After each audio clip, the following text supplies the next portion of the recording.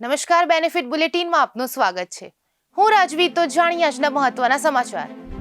સુરતના ઉત્તરાણમાં 16 વર્ષની વિદ્યાર્થિનીની છેડતી કેસમાં પોલીસે ગણતરીના કલાકોમાં આરોપી સંદીપ ગોટીની ધરપકડ કરી. શાળાથી ઘરે જતી વિદ્યાર્થિની સાથે છેડતીની ઘટના. માતાની ફરિયાદ બાદ પોલીસે પોક્સો હેઠળ ગુનો નોંધ્યો. સીસીટીવી તપાસ બાદ આરોપીને ઝડપી પાડી વધુ તપાસ શરૂ કરી.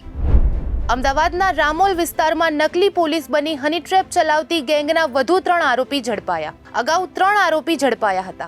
હોટલમાં બોલાવી હની ટ્રેપમાં ફસાવી લોકો પાસેથી રૂપિયા પડાવતા હતા. રામોલ પોલીસ સ્ટેશન દ્વારા સમગ્ર મામલે વધુ તપાસ શરૂ. ભારત બન્યું T20 વર્લ્ડ ચેમ્પિયન. ભારતે 96 રનથી ફાઇનલમાં ન્યૂઝીલેન્ડને હરાવી ત્રીજી વખત ખિતાબ જીત્યો. સંજુ સેમસન, ઈશાન કિશન અને અભિષેક શર્માની અડધી સદી અને બુમરાહની 4 વિકેટે બાજી મારી.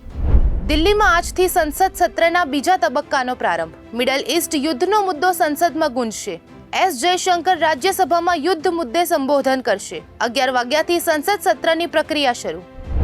જૂનાગઢના કેશોદ સોંદરડા બાયપાસ પાસે ભયાનક અકસ્માત. કાર ચાલકે કાબુ ગુમાવતા બાઇકને અડફેટે લીધી. મહારાષ્ટ્રના યાત્રાળુઓ સહિત 8થી વધુ લોકો ઈજાગ્રસ્ત. ગંભીર ઈજાગ્રસ્તોને હોસ્પિટલ ખસેડાયા. પોલીસ તપાસ શરૂ.